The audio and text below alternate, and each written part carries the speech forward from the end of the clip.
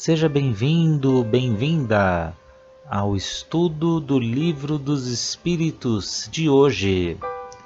Busque um ambiente tranquilo e sereno. Prepare o seu recipiente com água, que será magnetizado no decorrer do estudo de hoje, e fixe o pensamento em Jesus. Bons estudos!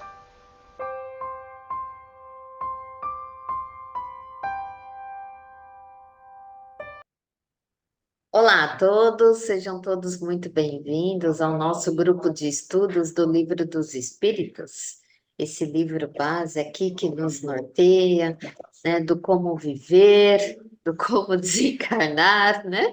Já vamos aí nos preparando e pedimos assim ao nosso Mestre Jesus que nos ilumine, que nos inspire nas questões de hoje, nas nossas reflexões para entendermos aqui que nossa vida aqui é simplesmente uma passagem.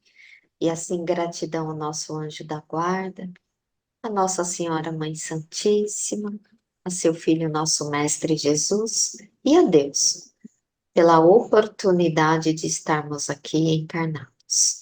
E pedimos assim, com muito respeito e gratidão, licença para adentrarmos as questões de hoje.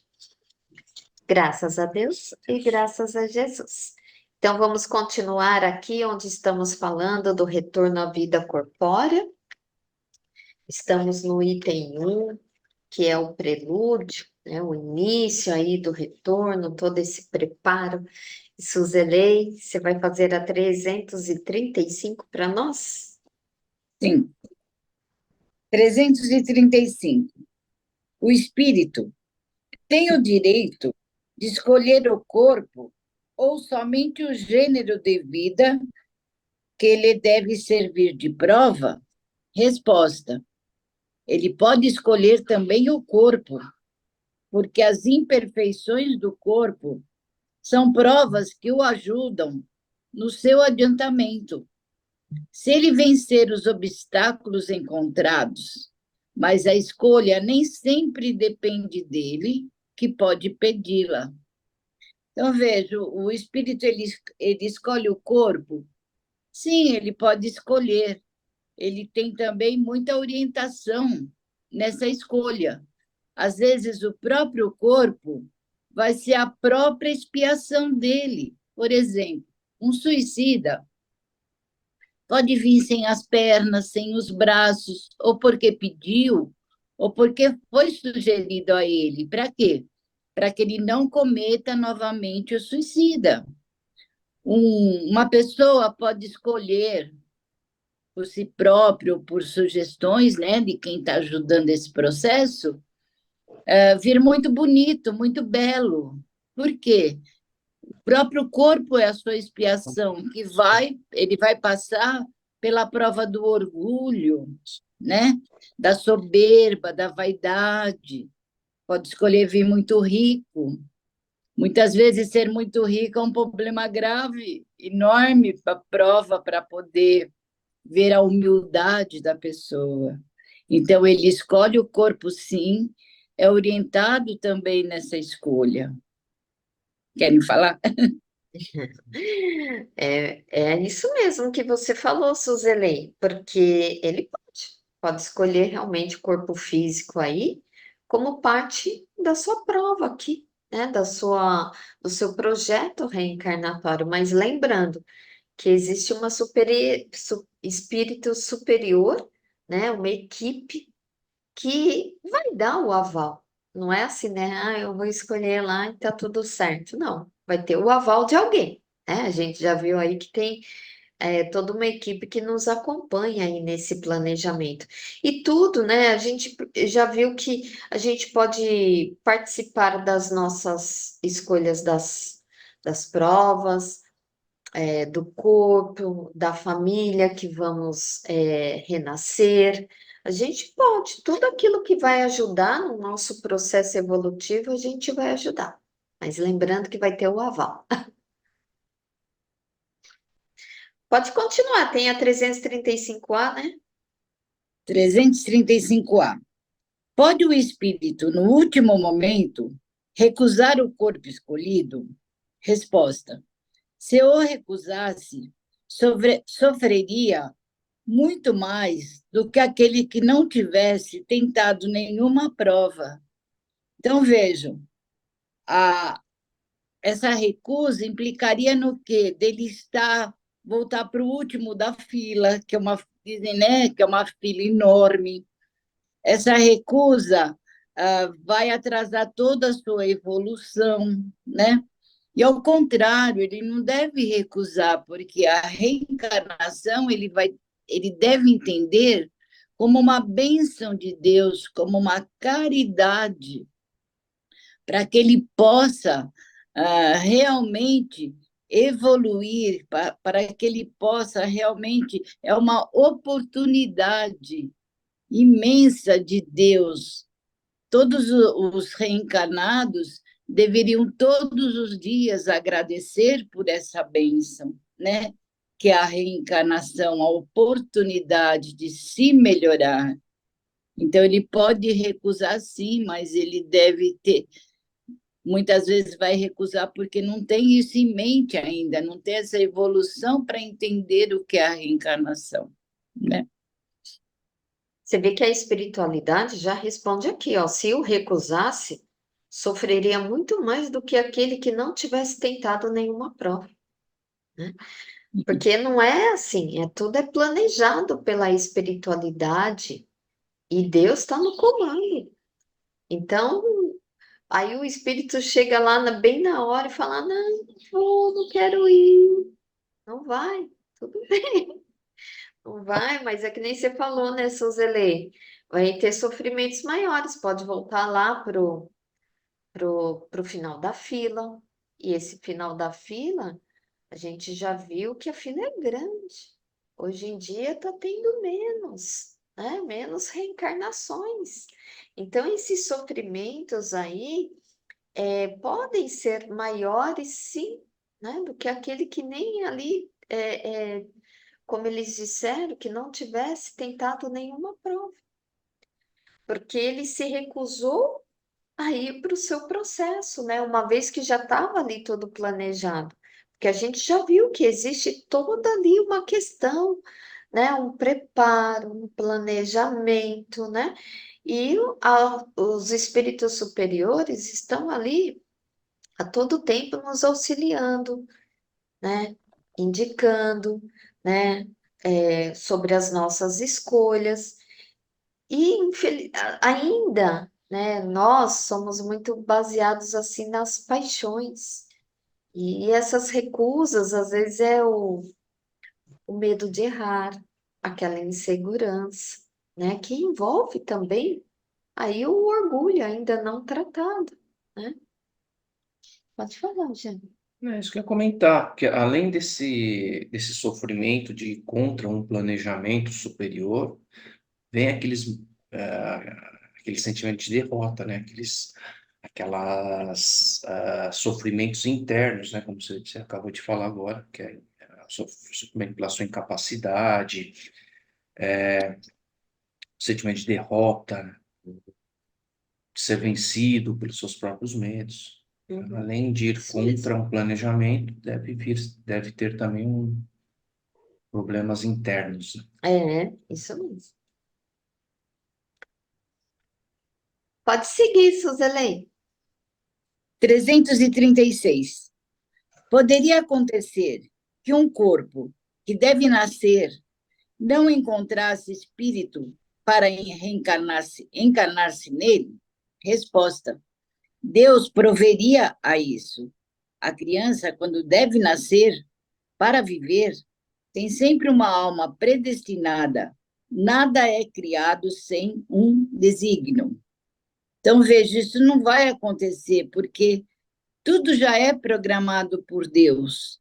Aquele espírito escolhido para receber essa criança, ela já está sendo preparada há muito tempo, né?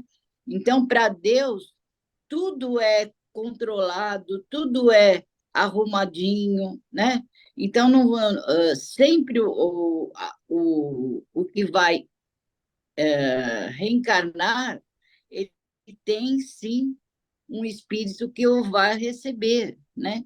Muitas vezes, essa pessoa que aceitou, esse espírito que aceitou essa criança, vai sofrer muito e sabe disso espiritualmente, mas é uma maneira também dela evoluir, também dela crescer. Não é um castigo, é uma oportunidade dos dois lados, tanto da criança como aquele espírito que vai receber essa criança.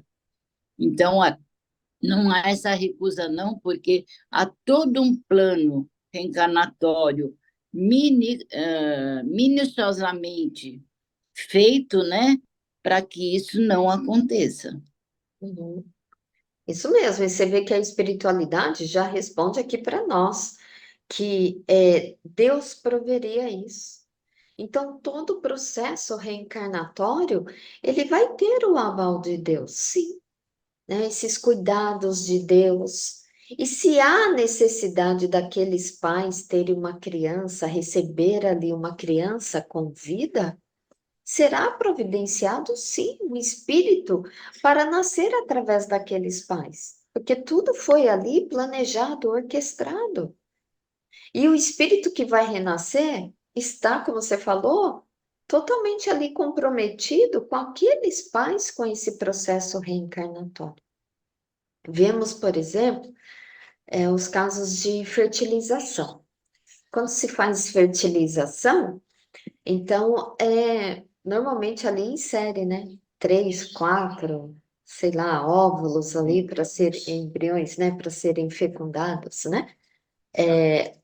E ali acaba vingando, por vezes, né? Se vingar um ou dois, né? Que seja ali, ou todos, né? Nunca se sabe. Agora, aqueles que não vingaram, que não é porque não tem nenhum espírito ali. Não foi destinado nenhum para aquele ovo, né? Então, os cientistas, a gente já viu que os cientistas, eles podem fazer aí o fenômeno acontecer, mas só nasce se Deus assim permitir. Porque a gente já viu, só vai nascer se tiver uma alma ali, né? Para vir aqui a vida. Senão não tem vida.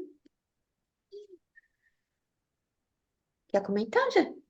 Sim, é que ele deixa claro aqui na resposta, né? Nada é criado sem finalidade. Então, em tese, que eu entendo? Que um corpo, ele não é gerado se não tiver um espírito preparado para estar nele. Caso contrário, é um descarte, vamos dizer assim, materialmente falando, um descarte, não vingou, né? Mas para mim ele deixa bem claro que nada é criado sem finalidade. Uhum. Bom, É vamos seguir você, né, aqui. Jean, agora? Isso. 337. A união do espírito com o corpo pode ser imposta por Deus? Resposta: pode ser imposta, assim como as diferentes provas, sobretudo quando o espírito não está ainda apto para fazer uma escolha com conhecimento de causa. Como expiação, o espírito pode ser constrangido a se unir ao corpo de tal criança que, pelo seu nascimento e a sua posição que está no mundo, poderá vir a ser para ele um instrumento de castigo. Que eu entendi aqui, né? Que geralmente os espíritos inferiores, não, eles não estão aptos a escolher, né? Pois via de regra, eles tendem a voltar a situações que pudesse continuar prevalecendo o mal, né? E não tem esse intuito, esse objetivo de evoluir, mas sim aquela comodidade de continuar, né? Zombando, praticando o mal, não evoluindo. Então, Deus provê o corpo, a família, de acordo com a necessidade para a sua evolução, né? O espírito pode até querer um corpo com as determinadas características, morar numa família com determinadas situações, né? Mas, via de regra, né? Como falei, quem geralmente escolhe são espíritos inferiores, que não têm o entendimento. E aí Deus interfere, sim, né? Não permite. Não, nada que não seja prova. Nada que não seja evolutivo para esse espírito. Kardec, A gente ele vê os quer... dois, a gente vê os dois lados, né? Ele coloca como castigo, né? Então, muitas vezes, aquele espírito que vai reencarnar são espíritos inferiores que encontraram uma família generosa que vai fazer de tudo para que ele evolua, né? E ao contrário também, né? Muitas vezes um espírito um pouco mais esclarecido vai vir reencarnado numa família em que ah, os pais são muito ainda inferiores. Então, são crianças que sofrem muito, né? Então, ele vai espiar as coisas que ele tem que espiar em famílias bem desajustadas. Então, ele vai ser aquela força naquela família. Muitas vezes ele sucumbe, né? Porque ele não aguenta. Então, eu vejo assim, esse castigo que é colocado aqui dos dois lados, tanto como aquele que encarna, como aquele que recebe essa criança, né? Eu vi assim. É. Kardec quer saber, né? Pode ser imposta a reencarnação? E eles falam que pode ser imposta sim, né? Porque aqueles espíritos mais atrasados, aqueles rebeldes, né, que não querem reencarnar, querem continuar ali nos seus erros, esses assim, eles são muitas vezes conduzidos obrigatoriamente a esse processo reencarnatório, que é essa reencarnação compulsória, né? Então, quando a espiritualidade superior, né, já programa tudo ali, ajuda toda nesse processo reencarnatório, é porque há necessidade de reencarnar naquele momento, porque já está tudo preparado. Então, não pode ser mais retardada essa reencarnação. E lembrando aqui que a espiritualidade fala aqui, pode ser imposta da mesma maneira que as diferentes provas, porque a gente sabe que as provas, Deus, Ele nos dá as provas para que venhamos aqui na Terra para o nosso processo evolutivo. Olha, agora você vai fazer uma prova assim, assim, assim, né? Para passar para outra fase. E aqui ele fala, ó, né? E aí depois vem o quê? Como expiação. Ele ainda está tão no limite dele ali, no seu grau evolutivo ainda inferior, que ele não tem condições de participar das provas, então ele vem como expiação. E a expiação, o que que é? A expiação é a gente vir e reparar o mal que fizemos aí em reencarnações. E quando a gente tem uma prova para passar e passa por ela muito malemar, né? Muito mal feita ou nem cumpriu, gente, já pararam para pensar? A gente está criando novas expiações, né? Então, tudo isso que vai trazendo aqui reflexão para nós, né? Pode continuar, Zé.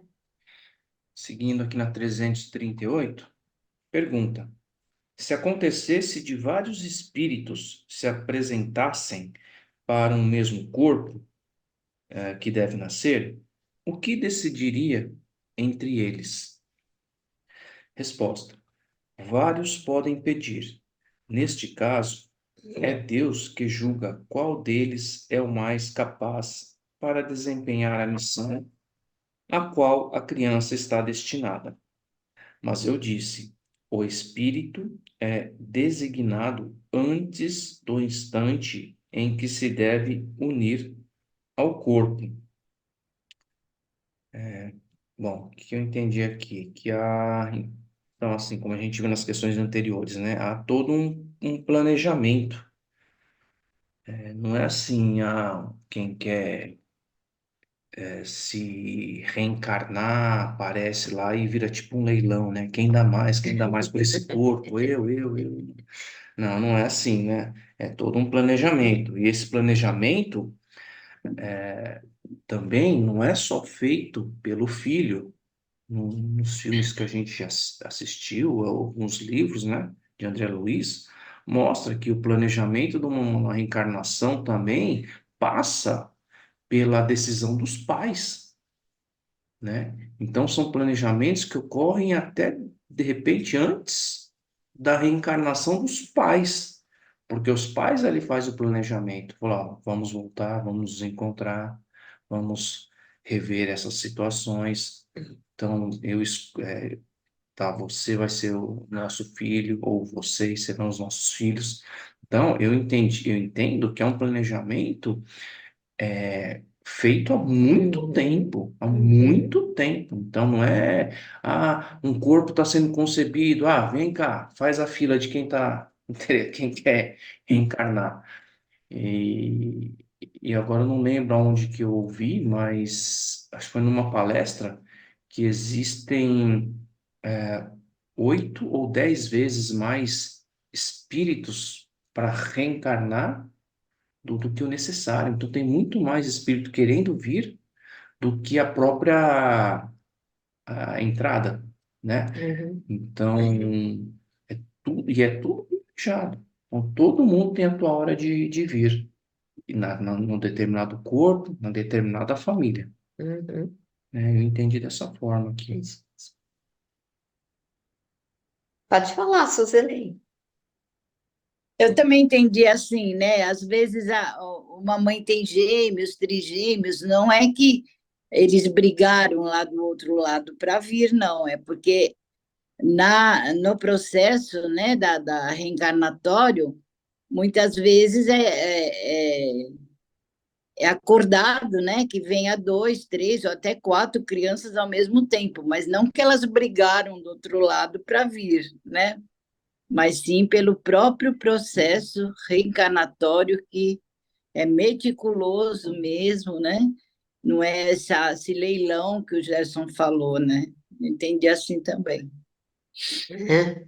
E a espiritualidade, mais uma vez, aqui nos lembra. Mas é Deus quem julga, não é sorteio, né? Não é eu. Então é Deus que vai determinar. Então, e a espiritualidade também nos lembra aqui, ó, mas como já disse, o espírito é designado antes do instante em que se deve unir ao corpo. Então, é na hora da concepção ali, o espírito já vai para o seu processo. Ele já está ali, já está, a alma já está ali no momento da concepção. Então, é tudo programado minuciosamente mesmo, né? Tem o livro de André Luiz que mostra muito isso. Acho que é o Missionários da Luz, se não me engano. Mostra exatamente como é esse processo reencarnatório. 339, né? É você, Sueli, que vai fazer para nós. O momento da encarnação é seguido de perturbação semelhante ao que se verifica na desencarnação? Aí os espíritos respondem, muito maior e, sobretudo, mais longa. Na morte, o espírito sai da escravidão. No nascimento, entra nela. Né? Aqui, assim, eu entendi que deve gerar muito medo, né? Porque o plano espiritual, por mais assim que a gente está passando, vai uns perrengues, dependendo da nossa evolução, a gente é mais aberto, a gente vê mais amparo, tem os ensinamentos. Mas quando a gente vai reencarnar, eu acho assim que é um medo muito maior do desconhecido, aquele medo de errar, né, novamente, né? Então, assim, e depende, acho que também do grau evolutivo. Vai depender da perseverança dele, do caminho, de tudo desde pequeno que ele está passando, que ele vai absorvendo, né? E vai seguindo o caminho cada vez que vai crescendo, ele vai tendo livre-arbítrio. Então, esse medo, não sei o que eu vou encontrar, será que eu vou conseguir passar pela prova? Então, a gente vai se aprisionando também no medo, né? Principalmente aqueles que, na última hora, né, como estava sendo falado, se recusaram, né? Que aí vai mexer com a autoestima, vai ficar se cobrando, como o Chazão falou, poxa, eu perdi a chance por meus medos, né? Então, eu acho que é bem nesse caminho que eu entendi, né? É isso mesmo, porque quando Kardec faz essa pergunta, né, o momento da encarnação, lembrando que a encarnação é o processo de entrar na carne, né? Encarnar. Então, a gente já viu que no processo do desencarne tem sim aquela perturbação, né? Porque o corpo físico ele fica e começa o despertar no plano espiritual. Então, dependendo do grau evolutivo do espírito, essa perturbação no desencarne, ela pode ser maior, pode ser menor. Isso vai depender muito, né? Agora, como a espiritualidade colocou aqui, é interessante, né? Que eles falam, né? Mas é como, no desencarne, é como se libertasse, saísse de uma escravidão. Então, ele faz essa comparação aqui da escravidão. A escravidão ao quê? Escravidão à carne. Então, quando faz o reencarne, ele volta para essa escravidão, a escravidão do corpo. Porque a gente já viu que no processo de desencarne, quando o espírito se vê liberto do corpo, a gente já viu que a espiritualidade chama aqui como se fosse uma roupagem pesada. E quando o espírito se vê livre, é um alívio. Olha só que interessante. Então, esse processo de entrar na carne, por vezes pode ser sim, né? Muito maior e mais longa, né? Essa perturbação do espírito. Porque ali também vai ter todo o processo da gestação, vai ter o esquecimento, vai ter esse adormecimento, né? Para o espírito poder fazer esse processo de reencarnação. Então, ele vai tendo que passar por uma transformação grande para entrar naquele corpo que foi preparado, né? E a gente fala corpinho, porque vai vir pequenininho, vai vir no corpinho de uma criança. Então, olha só, né? Como esse processo é lindo, mas e trabalhoso. É obra de Deus mesmo, gente. Como é que pode isso, né? Então, como ele fala assim, e essa perturbação que ele fala é porque vai entrar num aprisionamento novamente, né? Porque ele estava ali liberto, o espírito estava liberto, ele vai ficar preso no corpo novamente. Pode falar, Suzy. Ele tem essa noção, né? Ele está do outro lado, ele tem essa noção dessa prisão, do espírito aprisionado, ele tem a noção de tudo aquilo que ele vai passar, só mais tarde que ele vai esquecer. Então, o medo, né, com certeza prevalece, o medo, o desespero de não cumprir. Então, tudo isso somado, esse corpo que vai ficar preso, esse medo de não conseguir, né, passar pelas provas. Tudo isso, com certeza, é bem mais desafiador do que quando ele desencarna, né? Quando ele vai desencarnar, ele deve ter aquela sensação de mais liberdade, que ao contrário, ele vai realmente entrar na carne, ele vai entrar nas provas, na expiação, e naquele momento ele tem noção disso, então daí o medo, né, que ele vai ter que superar, né? Uhum. De novo, né, fazendo um paralelo com a escola, o que que eu penso aqui? Aonde que mexe mais com a nossa zona de conforto?